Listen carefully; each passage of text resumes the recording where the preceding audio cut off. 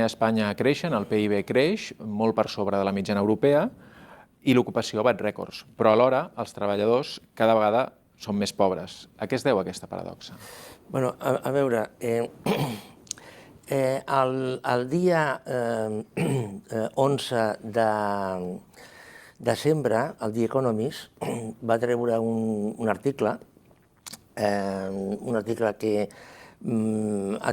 va tenir molt de ressò, en el que deia que l'economia espanyola era la que havia funcionat millor dins de l'OCDE. Evidentment, vostè es pot imaginar que el govern va agafar aquell article i el va fer funcionar com a bandera. El que passa és que jo crec que el govern no es va llegir l'article del The Economist. Jo el que crec és que des de fa uns anys, 5 o 6 anys, s'han construït dos relats que són completament diferents.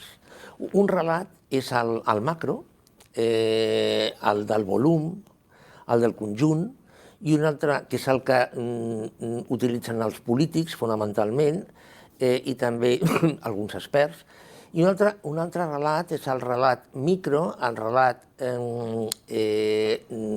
que parla de coses concretes, que parla de famílies, que parla de... posaré exemples, que parla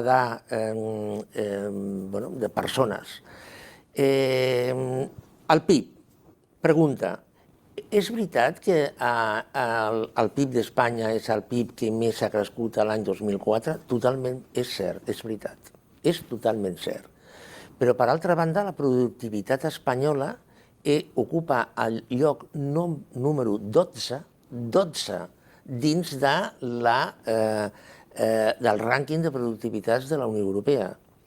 Agafant el PIB per càpita mig igual a 100 de la Unió Europea, Espanya el 2023 va tancar amb un 88, amb un lloc